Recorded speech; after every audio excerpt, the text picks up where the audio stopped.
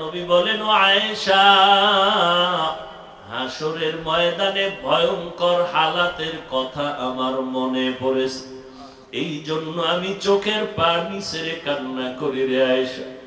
আম্মা জান আয়েশা বলেন, ইয়া রাসূলুল্লাহ, একটু বলবেন হাসরের ভয়ঙ্কর অবস্থাটা কেমন হবে? আমার মায়ার নবী কাঁদেন আর বলেন, ও আয়েশা, কিয়ামতের ময়দান হবে এই জমিন, মানুষগুলো সব উলঙ্গ দাঁড়াবে, একটা মানুষের শরীরে পোশাক থাকবে না, নারী পুরুষ সব উলঙ্গ দাঁড়াবে। আম্মা জান বলেন, ইয়া রাসূলুল্লাহ, নারী পুরুষ উলঙ্গ দাঁড়াবে আলাদা জায়গা নাকি এক মাঠে দাঁড়াবে? একটু কি লজ্জা লাগবে না রে নবী?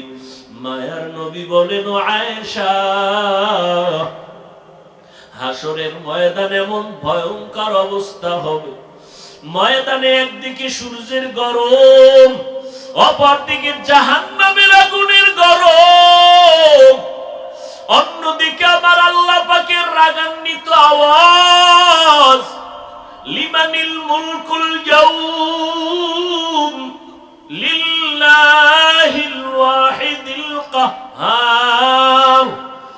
আল্লাহ পাকের রাগান্বিত আওয়াজ যখন শুরু হবে, হাসরের ময়দানটা থরথর করে কেঁপে উঠবে, মানুষগুলো পাগলের মতো হয়ে যাবে। আয়েশা, কেউ কারো দিকে তাকানোর কোনো সুযোগ হবে না, মানুষগুলো কান্নায় বিভোর।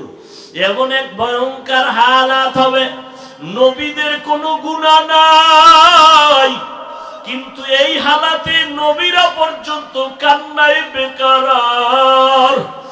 আদম নবী কাঁদবেন আর বলবেন, আল্লাহ আমারে বাঁচাও, জাহান্নামের গরম সহ্য করা যায় না, সূর্যের গরম, জমিনটা তামা হয়ে যাবে, সহ্য করা যাবে না। ঈসা নবী কাঁদবেন, আল্লাহ আমার উপায় কি হবে? মুসা নবী কাঁদবেন, আল্লাহ আমার উপায় কি হবে? উম্মতের কথা ভুলিয়া যাবেন তারা সবাই, উম্মতেরা আদম নবীর কাছে দৌড়ায় যাবে সুপারিশের জন্য, সুপারিশ পাবে না। ঈসা নবীর কাছে যাবে, সুপারিশের জন্য করবে না। মুসা নবীর কাছে যাবে, উম্মতেরা সুপারিশের জন্য করবে না, বলবে যাও, হাসরের ময়দানে আমার কি উপায় হবে? আমি সেই চিন্তায় বিভোর। আম্মা জান আয়েশাও চোখের পানি ছেড়ে কান্না করেন আর বলেন, ইয়া রাসূলুল্লাহ, তখন উম্মতের উপায় কি হবে? আল্লাহর নবী বলেন, আয়েশা, ওই সময় উম্মতেরা একটা জায়গায় গিয়া আমারে তালাশ করবে, আমাকে খুঁজতে খুঁজতে গিয়া দেখবে আমি মাকামে মাহমুদের মধ্যে সিজদায় পড়ে আছি, আমি আমার মাওলার কুদরতের সামনে সিজদায় পড়ে কান্না করব। ঈসা নবী কাঁদবেন তার নিজের জন্য, মুসা নবী কাঁদবেন তার নিজেকে বাঁচাবার জন্য, ইব্রাহিম নবী কাঁদবেন তার নিজেরে বাঁচানোর জন্য। উম্মতেরা আমার কাছে হাজির হয়ে যাবে, আমি সিজদায় পড়ে কান্না করব, তবে একবারও বলবো না ও আল্লাহ আমারে বাঁচাও, আমি কান্না করে বলবো, আল্লাহ আমার উম্মতেরে বাঁচাও, আবার একটা উম্মত যেন জাহান্নামে না যায়। আমি আমার উম্মতের জন্য তো পাগল। ও নবীর আশিক উম্মতের দল, ওই নবীরে এখনো চিনো না। আমার নবীর জন্য জঙ্গলের হরিণী পাগল, আমার মায়ার নবীরে হরিণী চিনলো, বাতাস চিনলো, সূর্য চিনলো, চাঁদ চিনলো, জঙ্গলের প্রাণীরা চিনলো, আর তুমি উম্মত হইয়া নবীরে চিনলা না। আজকে এত বয়ান, তাবলীগওয়ালাদের বয়ান, পীর সাহেবদের বয়ান, বক্তাদের বয়ান, জুমার দিন খতিব সাহেবদের বয়ান, এত বয়ান শোনার পরও কেন বাবা দাড়িটা কামাইয়া নবীরে কষ্ট দাও? ও আল্লাহর বান্দারা, আমরা দাড়ি রাখার কারণে তো সম্মান কমে নাই, টুপির কারণে তো আমাদের ইজ্জত নষ্ট হয় নাই, আমরা নবীর মহব্বতে আল্লাহর জন্য নামাজ পড়ি, পর্দা করি, হালাল খাই, কই আমরা তো না খাইয়া মরি নাই, সম্মান কমে নাই রে বাবা। তুমি কোন ধান্দায় পড়ে আজকে দাড়ি কাটো, নামাজ পড়ো না? মাওলার কি ভয় নাই? হাসরের ময়দানের ভয়ে আমার নবী কাঁদেন, আম্মা জান আয়েশা রাদিয়াল্লাহু আনহাও কান্না করেন। আম্মা জানকে নবী বলেন, ও আয়েশা, আমি তখন কান্না করব, আল্লাহ আমার উম্মতের বাঁচাও। আমার কান্না দেখে আল্লাহ বলবেন, নবী আপনি কাঁদবেন না, আমি সহ্য করতে পারি না, মাথা উঠাইয়া দেন। আর আপনাকে আমি সান্ত্বনা দিতেছি, রে নবী, আপনার উম্মত গুলো আপনি বাছাই করে করে জান্নাতের ময়দানের দিকে নিয়ে যান। আম্মা জান বলেন, নবী তখন আপনি কি করবেন? নবী বলেন, তখন আমি খুশিতে আমার উম্মত গুলো ধরে ধরে আমি জান্নাতের দিকে নেওয়ার চেষ্টা করব। আম্মা জান বলেন, ও নবী, হাজার কোটি কোটি কোটি কোটি মানুষের মধ্যে আপনার উম্মত কেমনে চিনবেন? আমার মায়ার নবী বলেন, ও আয়েশা, আমার খাঁটি উম্মত যারা দুনিয়াতে 5 ওয়াক্ত নামাজ পড়তো ওযু বানাইয়া, হাসরের কঠিন সময় আমার উম্মতের ওযুর অঙ্গগুলো নূরের আলোতে ঝলমল করতে থাকবে। আর আমি দেখে দেখে আমার উম্মত গুলো ধরে ধরে জান্নাতের দিকে নিয়ে যাব। আমি নিজের হাতে হাউজে কাউসারের পানিগুলো পান করাইতে থাকবো, লাইনে দাঁড় করাইয়া। আমার উম্মতের আমার হাতে এক পেয়ালা পানি পান করবে হাউজে কাউসারের, আর জীবনে পিপাসা লাগবে না। হাউজে কাউসারের পানি পান করার লাইনে আমার উম্মতেরা দাঁড়ায়া পানি পান করবে সিরিয়ালে। এক পর্যায়ে দেখা যাবে একদল উম্মতেরা পানি পান করে গেল, আর একদল এখনো বাকি, কিন্তু পর্দা সামনে আটকায় দিল ফেরেশতারা। আমি বলবো, ফেরেশতা, আমার উম্মতেরা লাইনে দাঁড়ানো, পর্দা ফালাইলা কেন বলো? ফেরেশতারা বলবেন, নবী আপনি জানেননি এই উম্মত গুলো যারা এখন পর্দার বাহিরে আছে, আর আপনি দুনিয়া থেকে যাওয়ার পরে আপনার সুন্নাত মানে নাই, বিরোধিতা করত, নামাজ পড়তো না, উলামায়ে কেরাম পাও ধরে ধরে নামাজের বয়ান করত, নামাজ পড়তো না, আলেমের বিরোধিতা, কোরআনের বিরোধিতা, আল্লাহর মহাব্বতের বিরোধিতা, নবীর সুন্নতের বিরোধিতা করত। নবী বলেন, আয়েশা, তখন আমি রাগ অন্তরে আসবে, আমি বলবো, সোহকান সোহকান লিমান গায়্যারা মিন বাদি, তোমরা আমার থেকে ভেগে যাও, তোমরা আমার উম্মত না, আমি তোমাদের নবী না। ও জাগুয়ার মুসলমান, ও যুবকেরা, ও বাবাজিরা, ও পর্দার আড়ালের মা বোনেরা, সাহাবায়ে কেরামরা জান্নাতের টিকিট পাইয়াও মরণ পর্যন্ত কান্নার আওয়াজ। এত আমল, এত আলেম, এত তাকওয়ার পরও তারা কান্না বন্ধ করেন নাই। আর আপনার আমার তাদের তুলনায় কোনো ইলম নাই, কোনো আমল নাই, তাকওয়ার গন্ধ নাই, আবার চোখে কোনো কান্নাও নাই। নিজেও কান্না করি না, কেউ কান্না করবে তাও পছন্দ করি না। নিজেও নামাজ পড়ি না, অনেকে নামাজ পড়ে পছন্দ করি না। কেমন কপাল আপনার! নিজেও দাড়ি রাখেন না, কেউ দাড়ি রাখবে তাও পছন্দ করেন না। নিজেও হালাল খান না, কেউ হালাল ভাবে খাবে তাও পছন্দ করেন না। ওরে আল্লাহর নবী যদি ওই দিন পর্দার বাইরে ফালাইয়া বলে, ভেগে যাও, একটু চিন্তা করেন তখন উপায় কি হবে? আল্লাহর অর্ডার হয়ে যাবে, এদের জাহান্নামের শিকল লাগাইয়া ধরো, এদের জাহান্নামের শিকল লাগাইয়া ভালো করে বেঁধে জাহান্নামের দিকে নিয়ে যাও। ও আল্লাহর বান্দারা, একটু তাকায় দেখেন, এত গরম। দিনের বেলা সূর্যের আলো ছিল, গরম ছিল, রাতের বেলা সূর্য নাই, তারপরে তো গরম সহ্য করা যায় না। ফ্যানের বাতাস, এসি দিয়েও শরীর ঠান্ডা হয় না রে বাবা। এই গরম সহ্য করতে পারি না, একটা মশার কামড় সইতে পারি না, মশারি টানায়া ঘুমাই। আর গুনার কারণে যে জাহান্নামের আগুনের গরম, গুনাহগার হইয়া কবরে গেলে দুই পার্শ্বের মাটির চাপ কেমন করে সহ্য করবা? আল্লাহর কাছে মাথা নত করে তওবা করো। চোখে পানি যদি না আসে, আল্লাহকে বলো, আল্লাহ কান্নাওয়ালা চক্ষু দাও, ডানে বামে কোনো কান্নাওয়ালা বান্দা যদি পাও, হাতটা বাড়াইয়া দোয়া নিতে থাকো রে বাবা। কান্নাওয়ালার দোয়া খালি হাতে ফেরত যাবে না। ও আল্লাহ, কান্নাওয়ালা চক্ষু দান করেন। আল্লাহর কাছে তওবা করে নেও, মনের বুঝাও রে মন। আমার মতো কত যুবক দাড়িওয়ালা নামাজি চাকরি করে, স্কুল কলেজে পড়ে, অভাব নাই, আমি কেন পারি না?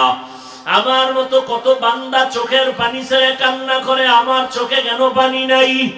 ও যুবক, ওই মা বাবার হয়তো বরদোয়া লাগছে, তাড়াতাড়ি মাপ চাও। যার মা নাই, বাবাও নাই, কবরের কিনারায় গিয়া চোখের পানি ছেড়ে দোয়া করো। এই ঈদের আনন্দ চলে গেল, কত সন্তান মা বাবারে পাশে নিয়ে ঈদের আনন্দ ভাগাভাগি করলো। আর একদল বান্দা বড় ইয়তীম। এই ঈদের আনন্দে সবার মুখে হাসি, কিন্তু ইয়তীম বান্দার চোখে পানি, মুখে কোনো হাসি নাই। বাবা বলিয়া ডাকতে পারে না, মা বলি একবার ডাক দিতে পারে নাই। ওই মা বাবা হারায় এতিমেরা চোখের পানি ছেড়ে দোয়া করিও। আর যার মা বাবা বেঁচে আছে, বাসায় যাইয়া দোয়া চাইও। মাকে গিয়া বলি, ওরে মা, আজকে দেখলাম ওয়াজের প্যান্ডেলে কত বান্দা চোখের পানি ছেড়ে মোনাজাত করলো, আমার চোখে পানি নাই, গুনার কারণে বুঝি আল্লাহ বেজার। তুমি মা একটু মাথায় হাত দিয়া দোয়া করে দাও। তুমি যদি মা দোয়া করো, আমার মাওলা বুঝি কপাল খুলিয়া দিবে। ওই মা যখন দোয়া করবে, তোমার কপাল খুলিয়া যাবে রে বাবা। ও যুবক, ওই মা বাবার দোয়া ছাড়া সামনে আগাইতে পারবা না। বেয়াদবি করিও না, মা বাবার জন্য বেশি বেশি দোয়া করো। মা বাবার দোয়া নিয়ে চলার চেষ্টা করো। অন্তর থেকে তওবা করে নাও। মনে মনে আল্লাহকে ডাকো আর বলো, হে মালিক, আমার মতো গুনাহগার কেউ নাই। আজকে থেকে তওবা করে নিলাম, আর নামাজ ছাড়বো না, বেপরদায় চলবো না, মা বাবার আর কোনোদিন কষ্ট দিব না। ওলামায়ে কেরামের পরামর্শ নিয়ে নবীর তরিকা মানিয়া চলবো। তওবা করার মতো যদি নিয়ত হয়, মুনাফিকি না থাকে, দুটো হাত আমার আল্লাহকে দেখাইয়া দাও। আয় আল্লাহ, আমাদের হাতগুলো কবুল করে নেন, তওবা কবুল করে নেন। তওবার উপরে মজবুত হইয়া চলার তৌফিক দান করেন, আমিন। আজকে যেই প্রশ্ন, মুরিদেরও সেই প্রশ্ন, ইমামের যেই প্রশ্ন, ও আল্লাহর বান্দা যারা মুক্তাদি, তাদেরকে সেই প্রশ্ন করা হবে। ও নবীর আশিকের দল, তিনটা প্রশ্ন দুনিয়ার সবাইকেই করা হবে। রবের পরিচয় দাও, ধর্মের পরিচয় দাও, রাহমাতুল লিল আলামিনের পরিচয় দাও। ও আল্লাহর বান্দারা, এই তিনটা প্রশ্ন ঠিক করার জন্যই নবীদের মিশন। ওলামায়ে কেরামের এই মিশন হলো, তিন প্রশ্ন ঠিক করো। কবরে গিয়া যেন তুমি জবাব দিতে না পারো, এমন অবস্থা না হয়। কারণ ওখানে যাওয়ার পর জবাব যারা দিতে পারবে, আল্লাহ তাদের সাথে ভালো আচরণের অর্ডার দিবেন। নবী বলেন, আল্লাহ গায়বী আওয়াজ দিয়া বলবেন, যারা জবাব দিছে তাদের কবর জান্নাতের সাথে রাস্তা বানায়া দাও, জান্নাতের বিছানা কবরে দিয়া দাও। এরে নবীর আশিক, এই অবস্থা বান্দা আমি মাওলানা হইয়াও সম্ভব না, যদি আমার মাওলা কবুল না করেন। এরে নবীর উম্মতের দল, যতই বাহাদুরি করি না কেন, ওই একজন নবীর সাহাবী ইন্তেকালের সময় জবানে কালেমা জারি হয় না। কারণটা কি? খোঁজ খবর নিয়ে দেখলো মা তার উপরে বেজার। মা বেজার, এই জন্য কালেমা মুখে আসে না। সর্বশেষ মা মাফ করে দেওয়ার সাথে সাথে কালেমা জারি হয়ে গেল। এজন্যই নবী বলেন, দুইটা অপরাধ আছে দুনিয়াতে, করলেই আযাব শুরু হবে মরার আগেই। এক অপরাধের নাম জুলুম, আর একটা অপরাধের নাম হলো মা বাবার সাথে বেয়াদবি। কারণ ওই মা বাবার দোয়া আর চোখের পানি আর মেহনতে আজ আমি চেয়ারে বসলাম। ওই মা বাবার চোখের পানি আর দোয়ার কারণে তুমি পরীক্ষায় ভালো নাম্বার পেয়েছো। ওই মা বাবার চোখের পানি আর দোয়ার কারণে তুমি আজ টাকার মালিক, বাড়ি গাড়ির মালিক। ওই মা বাবার চোখের পানি আর দোয়ার কারণে তাকায় দেখো তোমার এত সম্মান। ওই মা বাবার চোখের পানি আর দোয়ার কারণে আজকে এত মর্যাদা আল্লাহ দান করেছেন। এই কারণে আল্লাহ পাক নারীর মর্যাদা বাড়ায় দিলেন, রহমতের নবীও বাড়ায় দিলেন। ও যুবক, আজকে তাকায় দেখো থানায় আসামি ধইরা পুলিশে নিয়ে বেত্রাঘাত করে, চোখে পানি নাই, চিৎকারের আওয়াজ কিন্তু কান্না নাই। আর আল্লাহওয়ালারা বয়ান করে 200 হাত দূরে বসে একটা যুবক চিৎকার দিয়া কান্না করে, বলো ওরে মারলো কে? ওরে কে মারলো? পুলিশে পিটায় আসামি কাঁদে না। আর কোরআনের বাগানে বসিয়া কিছু মানুষ এমন ভাবে কান্না করে কি যেন হারায় ফেলছে। এরে নবীর উম্মতের দল, একটু চিন্তা করো, দুনিয়ার রং তামাশায় তো কম সময় দিলে না, আল্লাহর জন্য একটু সময় বের করো। নিজের কল্যাণে আখিরাতের সম্বলের জন্য সময় বের করে নাও। ওই অন্ধকার কবরের 3টা প্রশ্নের জবাব ঠিক করো রে বাবা। আমি হুজুর হইয়া জবাব দিতে পারবো তার কোনো গ্যারান্টি নেই। কারণ এই দুনিয়াতে যদি আমার মোহাব্বত আল্লাহর সাথে গভীর না হয়, আমি যত বড় বক্তা দাবি করি, কবরে যাওয়ার সময় কালেমা জবানে আসবে কিনা বড় ভয়। এরে নবীর উম্মতের দল, আল্লাহর কাছে বিনয়ের সাথে তওবা করো। এই দুনিয়ায় চিরদিন থাকা যাবে না। দুনিয়ার রং তামাশা তোমরা দৌড়াও, আমরাও তো পারতাম দৌড়াইতে। আজকে যদি দাড়িটা কেটে ফেলতাম কেউ আমারে বাধা দিত না। অথচ যুবক, তুমিও মুসলমান, তোমার আমার আল্লাহ এক, নবী এক, কোরআন এক, কাবা এক, ধর্ম এক। তোমার টুপি মাথায় দিতে লজ্জা লাগে আর আমি টুপি মাথায় না দিলে লজ্জা লাগে। তোমার দাড়ি রাখতে লজ্জা লাগে আর আমি দাড়ি কাটতে লজ্জা লাগে। তুমি কত ভিআইপি মুসলমান। আমি মসজিদে না ঢুকলে লজ্জা পাই, তুমি মসজিদে ঢুকতে গিয়া লজ্জা পাও। আসলে আমার আল্লাহর ভয় নাই, আমার মাওলার আযাবের ভয় বড় কঠিন। আম্মা জান আয়েশা রাদিয়াল্লাহু তাআলা আনহা, তিনি একদিন তাকাইয়া দেখেন পৃথিবীর শ্রেষ্ঠ নবী, রহমতের নবী হুজরায় বসে গুনগুন গুনগুন করে কান্না করেন। আম্মা জান আয়েশা রাদিয়াল্লাহু আনহা বললেন, ও পয়গম্বর, আমি আয়েশা কোনো বেয়াদবি করে ফেললাম নাকি? আপনি কেন আমার হুজরায় বসে কান্না করেন? আমার মায়ার নবী বলেন, ও আয়েশা,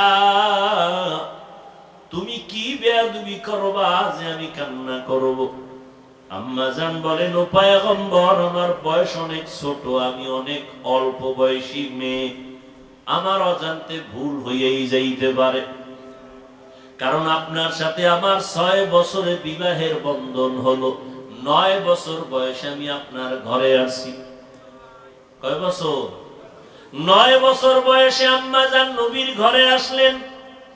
আর আম্মা জানের 18 বছর যখন বয়স, তখন নবী দুনিয়া থেকে চলে গেলেন। হিসাবটা বুঝে থাকলে বলবেন, আম্মা জান নবীর ঘর করলেন কয় বছর? কথা হয় না, মাত্র 9 বছর। এই 9 বছরে নবীর থেকে কি পাইলেন আম্মা জান? 18 বছরের নারী। আর আমগো এলাকার মা, আমগো এলাকার বোনেরা 18 বছরে তো বিয়েই হয় না। আর আম্মা জান আয়েশা রাদিয়াল্লাহু আনহার 18 বছর বয়সে নবী চলে গেলেন, নবীর ঘর করলেন 9 বছর। এই 9 বছরে নবীর সোহবতে কি পাইলেন আমার আম্মা জান? আমার আম্মা জান বলেন, আমি 2000-এর উপরে হাদিসের হাফেজা হয়ে গেছি। এরে পর্দার আড়ালের আম্মা জানেরা, আপনারা তো আম্মা জান আয়েশার মতো একজন ধন্য নারী। আপনার খাদিজা রাদিয়াল্লাহু আনহার মতো দামি নারী, ফাতেমা রাদিয়াল্লাহু তাআলা আনহার মতো দামি নারী। আপনারা তো ইসমাইল নবীর মা হাজেরা আলাইহাস সালামের মতো দামি নারী, ঈসা নবীর মা মারিয়াম আলাইহাস সালামের মতো দামি নারী। আপনারা তো বেঈমান ফেরাউনের স্ত্রী, নাম কি? আসিয়ার মতো দামি নারী। যেই ফেরাউন আমার আল্লাহর সাথে চ্যালেঞ্জ দিয়া নিজেরে খোদা দাবি করলো, আমার মাওলার কুদরত ওই ফেরাউনের ঘরে তার আপন স্ত্রী আসিয়া জান্নাতি হইয়া কবরে গেল।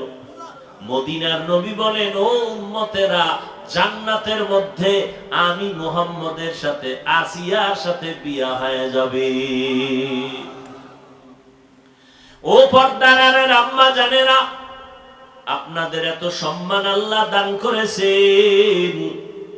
আপনারা নবীদের মায়ের মতো মা, সাহাবায়ে কেরামদের মায়ের মতো মা, আলেমদের মায়ের মতো মা। এই দুনিয়ায় যত সন্তান আছে ভালো সব আপনাদের অবদান। আখিরাতের লাইনে হোক দুনিয়ার লাইনে হোক, মায়ের অবদানের কারণে। চেয়ারম্যান সাহেবের ব্যবহার ভালো, এমপি সাহেবের ব্যবহার ভালো, কোটিপতির ব্যবহার ভালো, ওসি সাহেবের ব্যবহার ভালো, ডিসি সাহেবের ব্যবহার ভালো। আল্লাহর কসম, এগুলো তাদের ব্যক্তিগত বাহাদুরি না, সব মায়ের অবদান। মায়ের অবদানের কারণে সন্তানের আচার আচরণ আদর্শ ভালো। এই জন্য বলি, ও যুবক, মা বাবার দোয়া নিয়ে সামনে আগাও।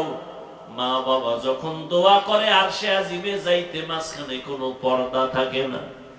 আর ওই মা বাবার দোয়া না থাকার কারণে আজকে তোমার মতো কত বান্দা নামাজ পড়ে রাস্তায় গাড়ি চালায়, তুমি কেন পারো না? তোমার কপাল খারাপ। তোমার মতো যুবক নদীর মধ্যে মাছ ধরে নামাজ ছাড়ে না, তুমি কেন পারো না রে বাবা?